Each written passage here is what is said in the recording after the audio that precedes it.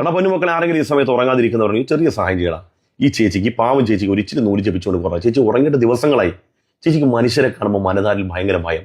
എന്താന്ന് ചോദിച്ചു നോക്കട്ടെ. ബുഖാരി തങ്ങൾ എന്ന് പറയുന്ന ഒരു കണ്ടാൽ പേടിയാകുന്ന ഒരു ജന്മം ഇതിനെ കണ്ടാൽ ചോടാ വാവേ, സത്യം, പരമാർത്ഥം, യാഥാർത്ഥ്യം.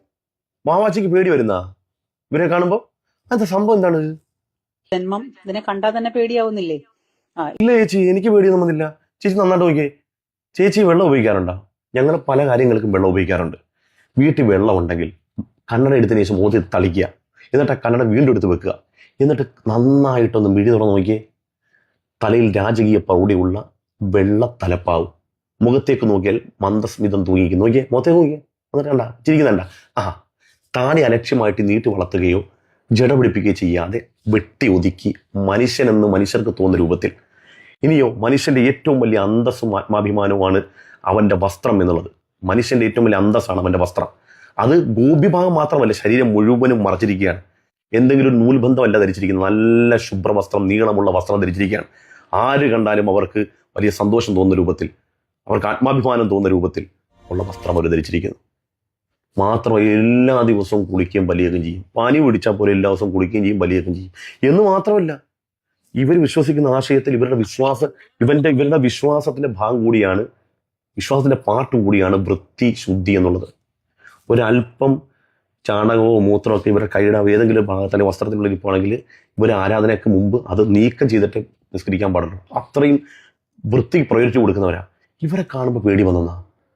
എന്നാൽ മറ്റൊരു ഹൈന്ദവ സഹോദരി പറഞ്ഞത് ഇവരെ കാണുമ്പോഴല്ല, വേറൊരു കൂട്ടരെ കാണുമ്പോഴാണ് പേടി വരുന്നതെന്ന് പറഞ്ഞു. നമുക്ക് ആ ചേച്ചിയുടെ വർത്താനം കേട്ട് നോക്കാം, അതുകൂടെ കേൾക്കണം. യഥാർത്ഥ ബുദ്ധിയുള്ളൊരു സ്ത്രീ പറയുന്നത് കേൾക്ക്. സത്യം പറഞ്ഞാല് നമ്മുടെ ഇന്ത്യയിലാണല്ലോ ഇതൊക്കെ നടക്കുന്നത്. ഇതിനൊക്കെ ഇപ്പോഴും അനുവദിച്ചു കൊടുക്കുന്നുണ്ടല്ലോ. വിഡ്ഢികളായിട്ടുള്ള ജനങ്ങളാണല്ലോ നമ്മുടെ ഈ ഒരു നാട്ടില്.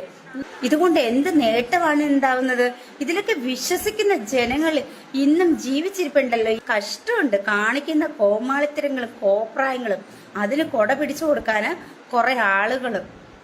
കഷ്ടം. ഒരു യഥാർത്ഥ ഹൈന്ദവ സഹോദരിക്ക് പേടി വന്നത് ആ വള്ളി നിക്കറങ്ങാണ് ഒരു അല്പം അങ്ങോട്ടോ ഇങ്ങോട്ടോ ആയ കടുവും കറിവേപ്പിലും എല്ലാം കൂടെ പുറത്തിടാം. അപ്പൊ ഇതൊക്കെ കാണുമ്പോഴാണ് യഥാർത്ഥ ഹൈന്ദവ. മറ്റുള്ള അവരെയൊക്കെ നോക്കിയേ. ഇനി രണ്ടാമത്, ഇവരെ കൊണ്ടൊക്കെ ലോകത്തിനെന്നല്ല മനുഷ്യർക്ക് എന്ത് ഗുണം. ഇപ്പൊ നിങ്ങൾ പേടി വരുന്നെന്ന് പറഞ്ഞ ഈ മനുഷ്യൻ, ആ മനുഷ്യൻ നിങ്ങളിൽ നിന്ന് പരിചയപ്പെടുത്തരട്ടെ. കണ്ടോളി. പ്രത്യാശയുടെ പര്യായമാണ് സയ്യിദ് ഇബ്രാഹിമുൽ ഖലീൽ അൽ ബുഖാരി. മനുഷ്യൻ എന്ന വാക്കിനെ മഹനീയമെന്ന് നിർവചിക്കുന്ന പുഞ്ചിരിയാകുന്നു അദ്ദേഹം. കാവലും കരുതലുമായി ഒരാൾ അരികിലുണ്ടെന്ന ഉറപ്പ്. ഓടിയണഞ്ഞാൽ ഭിന്നശേഷിക്കാരായ ആയിരക്കണക്കിന് മക്കൾക്ക് താങ്ങും തളരുമാണ്. നിങ്ങൾ ഈ നിങ്ങൾ പേടിക്കുന്നു പറഞ്ഞില്ലേ, ആ താടിയും തലപ്പാവും ഒക്കെ കണ്ടപ്പോൾ നിങ്ങൾ പേടിച്ചെന്ന് പറഞ്ഞ മനുഷ്യർ ആയിരക്കണക്കിന് കുട്ടികൾ അവിടെ പഠിക്കുന്നുണ്ട്. സംസാരിക്കാത്ത കുട്ടികൾ, കണ്ണ് കാണാത്ത കുട്ടികൾ, അംഗവൈകല്യമുള്ള കുട്ടികൾ. അങ്ങനെ ഏതൊരാൾക്കും, ഏതൊരു കുടുംബത്തിലും അങ്ങനത്തെ കുട്ടികൾ ജനിച്ചാൽ ഏതൊരു നിമിഷത്തിൽ ഒരല്പം അവരെ ഓർത്ത് ആശങ്കപ്പെടുന്ന മക്കൾക്ക് ആശ്വാസമായി നിൽക്കുന്ന ഒരു മനുഷ്യൻ എന്ന വിശ്വാസം. പരിഹാരമില്ലാത്ത പ്രശ്നങ്ങൾ ഒന്നുമില്ലെന്ന തീർപ്പ്. സംസാരിക്കാൻ കഴിയാത്ത കുട്ടിയാണ്.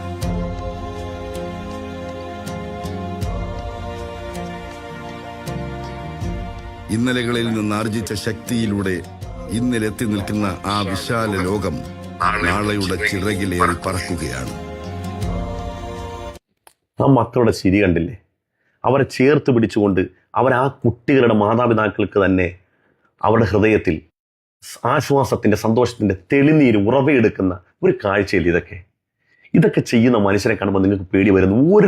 ഒരു നൂൽബന്ധം, ഒരു ട്രൗസർ നിൽക്കാമെന്ന് പറയാൻ കഴിയാത്ത ഒരു വസ്ത്രം ധരിച്ചുകൊണ്ട് നടക്കുന്ന മനുഷ്യന്റെ പിന്നിൽ ആയിരക്കണക്കിന് മനുഷ്യർ പിന്നാലെ ഓടുമ്പോൾ നിങ്ങൾക്ക് പേടിയില്ല. ഇവരെ കൊണ്ടൊക്കെ മനുഷ്യർക്ക് എന്ത് ഗുണമാണ്? ഈ ഹരിലതങ്ങൾ, ജാതി മതഭേദമന്യേ അദ്ദേഹം നടത്തുന്ന സ്കൂളിൽ എത്രായിരം മക്കൾ പഠിക്കുന്നുണ്ട്. ഇവരെയൊക്കെ കാണുമ്പോൾ അത് ചേച്ചിക്ക് പേടി വരാനുള്ള കാരണം അതാണ് രസം. എന്തുകൊണ്ട് പേടി വന്നത് അത് നമ്മൾ ചർച്ച ചെയ്തില്ലല്ലേ? അതാണ് ഇതിന്റെ ഹൈലൈറ്റ്. എല്ലാം കൂടെ കാണുമ്പോഴേ നമുക്ക് ഭയം വരും.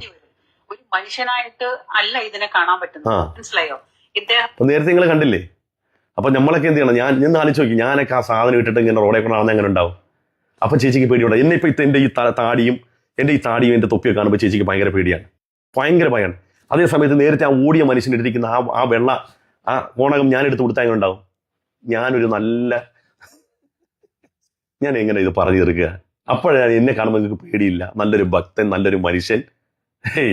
എന്താ ചെയ്യുക? നിങ്ങൾ സങ്കല്പിച്ചു നോക്കി, ഞാനതൊക്കെ ധരിച്ചുള്ള അവസ്ഥ. എന്റെ ദൈവം പടച്ചോനെ, മരണം വരെ ഇതിനകത്തും പെടുത്തല്ലേ.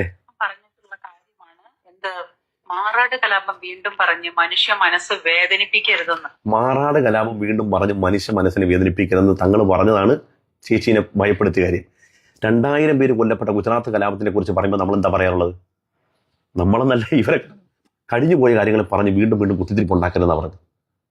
അതേസമയത്ത് മാറാട് കലാപത്തിന്റെ വിഷയം ചർച്ച ചെയ്യുകയാണെങ്കിൽ എന്ത് ചെയ്യും? അതൊന്നും ചർച്ച ചെയ്യേണ്ട. ഇപ്പം മനുഷ്യർ നടന്നു പോകുന്ന ഈ സ്വസ്ഥതയുടെ സമാധാനത്തിന്റെയും പാദത്തിൽ തന്നെ മുന്നോട്ട് പോകും. ഇനി അതൊന്നും പറഞ്ഞ് പഴയ കാര്യങ്ങൾ പറഞ്ഞ് നമ്മൾ വ്രണപ്പെടണ്ട എന്ന് പറയുമ്പോൾ ആ പറയുന്നവന്റെ താടിയും തൊപ്പിയൊക്കെ കാണുമ്പോൾ പേടി വരികയാണ്. അതേസമയത്ത് ഗുജറാത്ത് കലാപത്തിനെ കുറിച്ച് നമ്മൾ പറയുകയാണെങ്കിൽ വീണ്ടും അത് കഴിഞ്ഞു പോയാണ്, വീണ്ടും നമ്മൾ കുത്തിത്തിരിപ്പ് ഉണ്ടാക്കരുത്. ചേച്ചി ആളെ കൊള്ളാല്ലേ ചേച്ചി? ടെക്നോളജി ഉണ്ടോ ചേച്ചിയുടെ കയ്യിൽ? ടെക്നോളജി ഉണ്ടെങ്കിൽ അല്പം ടെക്നോളജി തരണേ. ടെക്നോളജി ഉണ്ട് നിങ്ങളെ കയ്യിൽ? ടെക്നോളജി ഉണ്ടെങ്കിൽ നിങ്ങളെ കൂടെ നിൽക്കാം. നിങ്ങളുടെ ടെക്നോളജി ഉണ്ടോ?